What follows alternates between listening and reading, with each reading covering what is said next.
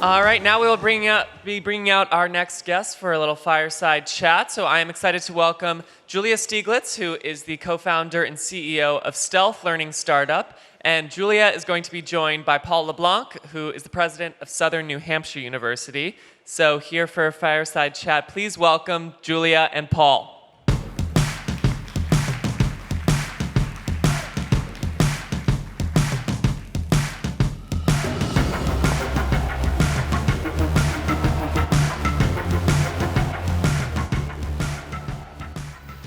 Hi, Paul.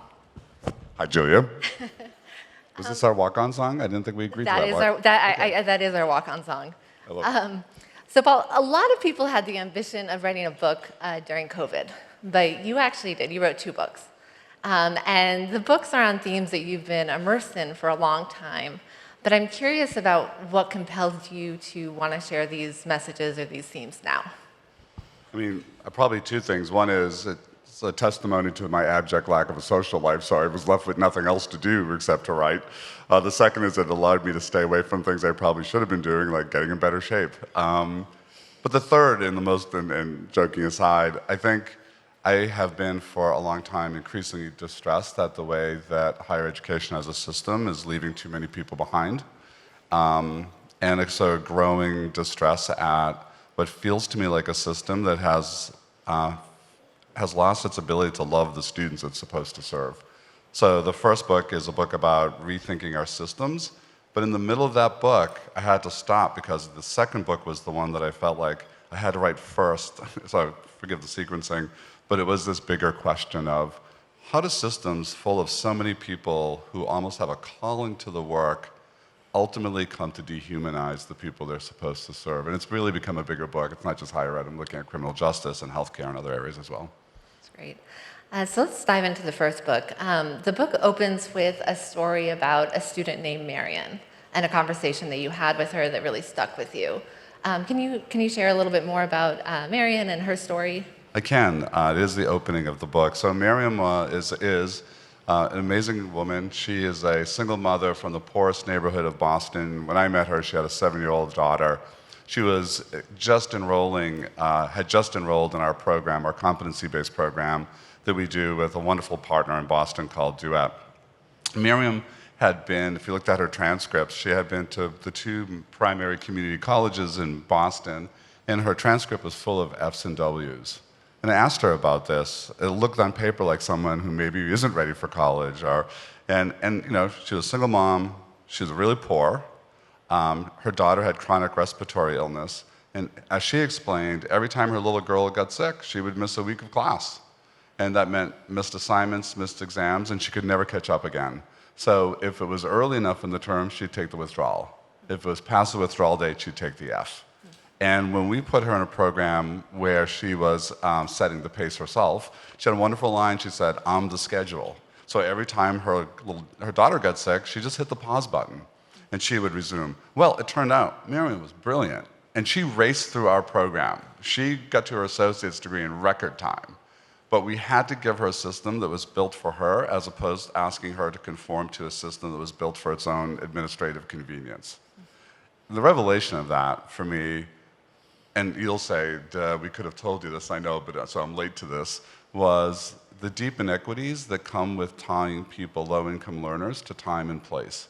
Because everything takes longer if you're poor. It takes longer to have clean clothes if you don't have a washer and dryer in your apartment. It takes longer to feed your family if you don't have a car, right, to fill your refrigerator. And yet, if you look at Miriam's situation, we were tying her to a schedule. And again, think about retail workers, people who work in the fast food industry where they don't even have clarity of what their schedule for next week, and then they have to commit. So it really got me thinking about how do we rethink this system that is built on the faulty notion of the credit hour, which is not a good measure of learning, and then how do we use the rethinking of that to free us up to look at much more innovative delivery models and to lower the cost. So that was a big theme in the book, the relationship between time and inequity. Can you talk more about that? Can you talk about what that looks like and how you propose solving it? Yeah, so if you think about it, and I heard a couple people clap, so this will be an argument for moving from time as a measurement of learning to skills and competencies, which allow us then to take more time when it's necessary to free people from sitting in a classroom that when they've mastered or can demonstrate their skills and competencies. And it allows us to give people a lot more flexibility, which has its downsides, and we should talk about that as well, Julia. But I think when I look at our models and the need for people to move into work faster, the different granularity of credentials, the credit hour continues to trip us up. And it trips us up in the way we think about financial aid, and it gets very wonky very fast, and there's a whole chapter on reforming financial aid.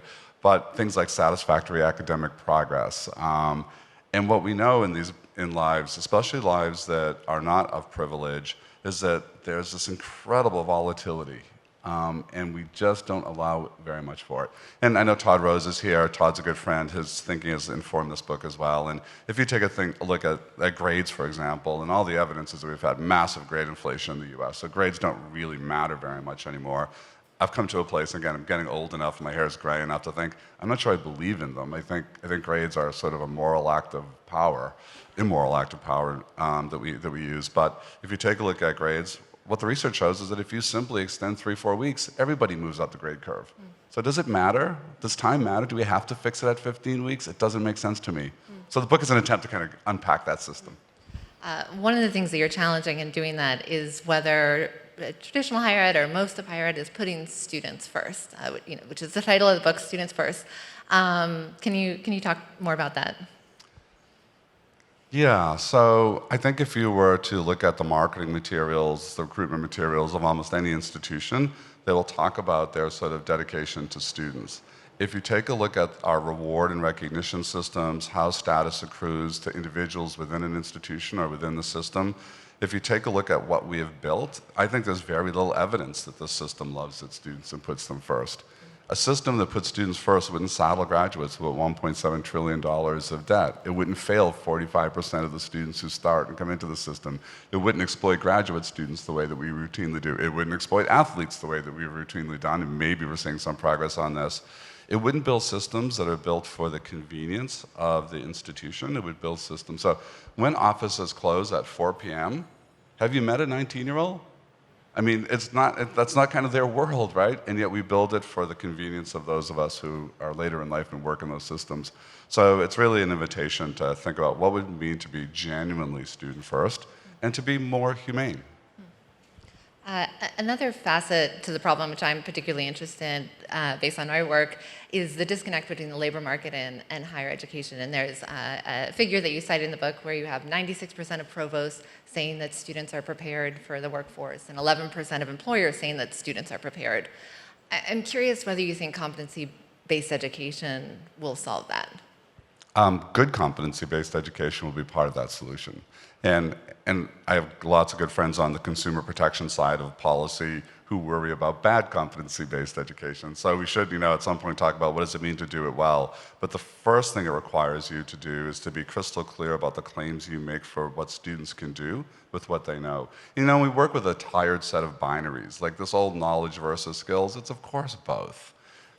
Degrees versus micros. It needs to be both, right? But in this particular case, I think what competencies or skills, if you prefer, what it gives us is a common language with employers, and it allows us to be very clear with them and them to be very clear with us about what's required to give students and move students into high-demand jobs that can change their lives. So I do think it's a critical part of the thing. The second piece where I think we are not very good is on the assessment side. So we talk a lot about skills alignment. I mean, to my mind, this is the hottest topic at ASU+GSV almost every year. I think we don't talk nearly enough about assessment and how do we know. So part of that disconnect, that famous, now it's often cited quote about the disconnect between employers and providers, is that we're not trusted anymore, right? So the college degree was a signal to the labor market 30 years ago that your graduates knew stuff, that they could write well, that they had quant skills. And sometimes I'll talk to HR heads or CEOs and I'll say, raise your hand if you've hired somebody from a really good four-year school that doesn't write very well. And there's kind of a laugh and a chuckle and every hand in the room goes up. And you could do that for area after area. I think the challenge we have is that sometimes competency is only equated with work skill. And I think it's equally relevant to philosophy. It's equally relevant to the things that we equate often with the humanities. And as we move into an age when machine learning and AI will come to displace a lot of jobs that we think of as white-collar, high-paying jobs, and especially anything that can be procedural, like, do we believe that we're going to have nearly the number of accountants in America in the future? I don't think so. That's an area that can be easily disrupted. I think it's going to be distinctly human jobs and distinctly human traits that actually will be valuable. So we need to do both. Again, a tired binary between hard skills and soft skills. We need to do both. So I'd love to talk a little bit about what the barriers have been to institutions adopting competency-based education. Like, there was a lot of buzz about it a few years ago. It sort of has died down. You're bringing it back. Why do you think it's been where there's been so much resistance to it, and what would it actually take for it to get adopted on more of a wide-based scale? Yeah, and I think obviously I would invoke the Gartner curve, right? So like MOOCs, we have this irrational exuberance about this new thing, huge sort of claims and proclamations about what we'll be able to do with it, and then we go into the slough of despair, and it says, see, we knew that was a fad, it's going away. But if you take a look across the industry right now, what you see is a proliferation of CBE programs across institutions, across disciplines. It's quieter, and that's probably a good thing because we have a lot of work to do to figure out how to get it right. And in the conversations you're hearing in the halls here, if you simply replace skills with competencies, you're having that conversation. You're talking about CBE. And I think that the growth in micros will put us firmly into that space as well. I want to go back to something we were talking about earlier in terms of what are some of the trade-offs that you're making in moving to that model, particularly as you move to a model that's more flexible and not time-based. What do you lose? Yeah. So as soon as you go to a self-paced model, the question of pace becomes critical. And what we've learned in doing our programs now for a number of years is that if students fall off pace, they're very fragile learners already. That's danger zone for us. So we have to think about ways that we can keep them on pace in some way. And we do that through a combination of advising and systems and a little bit of social behavioral theory, a little nudge theory at work. But that, I think, is one of the critical pieces. Secondly, it's an administrative nightmare with the kinds of legacy systems we're still forced to use because of federal financial aid and regulation. So the ability to do self-paced program exists in Title IV, but all the administrative rules never followed along, and those are still tethered to time. So you have a policy disconnect between the legislative intent and the administrative law that's supposed to breathe life into the body of policy. What you have is we have to address that. And part of what the book argues for is a demonstration project that could get at that. And I'm curious, would adopting competency-based education mean that you're going to change your pedagogy? Like, do you have to change how you teach in order to accomplish this, or is it just on the assessments, or how do you think about it? It's the greatest misconception. When we talk about competency-based education, we're talking about an underlying architecture, not the way that you sort of render the learning. So you can put people into the most traditional structured courses, and if you are mapping in a very robust way the competencies and you have robust assessments, that's CBE. But it still looks like a traditional course. And in the book, we do a number of case studies. So we feature various institutions that have implemented this in various ways. So WGU's in there. We have a school of theology, because again, people think this is only vocational skills. And what you see is great variety of pedagogical approach. And I think that's the critical piece. If you think about it, historically, quality in higher education has been defined by a set of inputs. It used to be how many books in your library. We've moved away from that. How many PhDs, how exclusive you were, how much money was in your endowment. All of these things were markers of quality. And then we had faith that on the other end, we were producing well-educated people. So America, for hundreds of years, has had a faith-based initiative in higher education.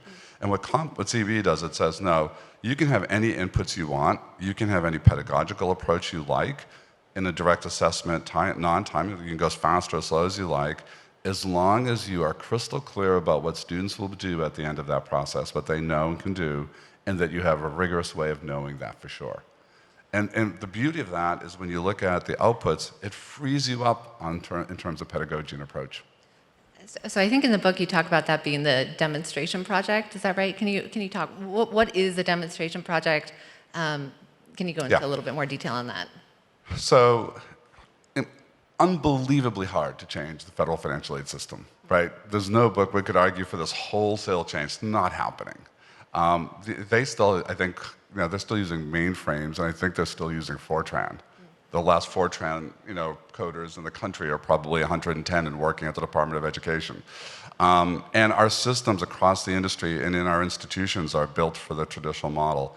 However, there are two things that the U.S. Department of Education can do. So one is on their own authority. They have what's called experimental site authority, which allows the secretary to say, we want to look at some stuff that's a little bit different. So if you remember during the Obama administration, there were a lot of experimental sites. And they tested all kinds of things. The second thing they can do, and this comes out of Congress, is Congress can require what's called a demonstration project. And the most famous one that changed our industry was a demonstration project that lifted something called the 50% rule. So for the longest time, you could not offer a degree unless 50% of a student's time was spent physically in a classroom. And at one point in this language, this demonstration project, there was an invitation for schools who are interested to come in and say, we want to lift the 50% cap. And you could say how much. We want to do 75% of the learning of the degree program online. And a lot of schools did 100%. So it was the first time in American higher ed where you had 100% virtual degree experiences. That eventually became policy, and that opened up online learning. And at the time, the not-for-profit sector continued to look down its nose at online learning, and they ceded the market to the for-profit sector, for good or bad, however you feel about that. But at its height, it educated about 12% of all American college students. Now, of course, we have seen the not-for-profit side of our industry take back much of that market share, and you've got very large providers like UMGC, WGU, ASU, ourselves, and others. And now with the pandemic, of course, almost everybody getting into that space. So a demonstration project creates a playground. It creates safe space to test out new ideas without unleashing them and all of their unintended consequences on the industry. And that's probably our best bet. And I think that's doable. And the book argues for a kind of demonstration project for competency or skills-based financial aid funding. So you get your money, institutionally speaking, and as a student, as you progress through more competencies or skills, not time. One of the things I like about the book is the number of student voices and student stories that are featured. Do you have a favorite student story that's in the book? Yeah, so one of the things we wanted to do was make sure that we were capturing the experience of students and how transformative this can be. Another, favorite student sort of like favorite child sort of question. Miriam is close to my heart because Miriam is the one who educated me, right? It was in that conversation that I had this sort of breakthrough. But there are wonderful stories throughout the book. There's one, a student who, I changed his name and I don't remember because we had to protect his identity. But he was in Rikers. And he was in the school to prison pipeline of New York. And he was in trouble again.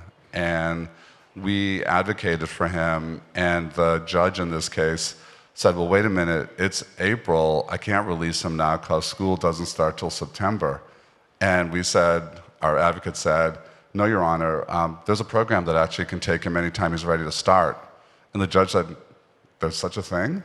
And he goes, that's a great idea, and actually released him to us, and he has flourished. And what we've done in his case is help him rewrite his narrative. That's terrific. So my last question, you have a new book, another new book, coming out in... No social life. Can you share a little bit about it? This is a book that, as I mentioned earlier, I was increasingly troubled by this question of how industries that are designed to serve people, I was thinking about healthcare, mental health, prisons, which I don't know if I'd argue they were ever really designed to serve people, but ostensibly should be about rehabilitation. Most people get out, K-12, and certainly our industry. And it's been really rare that I've run into people in higher ed who don't care deeply about students and what happens to them. And yet, we are all complicit in a system that routinely does harm or dehumanizes students. So it's been a remarkable journey to look at that within higher ed, but also to look at that across other industries. And I've been doing interviews. I did one with somebody who was the head of a healthcare system. His wife had a terrible health situation, and she had an absolutely dehumanizing experience. And it was his healthcare system. At one point, I said, "Did they know?" And he said, "Yeah," and that was me. And then he took ownership. He didn't do the "they let me down." He's like, "I'm letting my patients down." And in 5 years, he took that healthcare system from one in which people routinely rated it at the bottom in terms of their experience to the top 10% in the country. When I asked him, what was the key to that? It wasn't systems, it wasn't policy, it wasn't process, it wasn't payment. People wanted to be heard. They wanted to be seen. They wanted to be treated like human beings in a system that felt that was like dehumanizing, didn't respect them. And I'm seeing this again and again and again. So the book is really an exploration deeply of how do we rehumanize the systems that are meant to make us a better society and take better care of people. I love that, and I think that's a perfect message to end on. Thank you so much, Julia. Thank you all.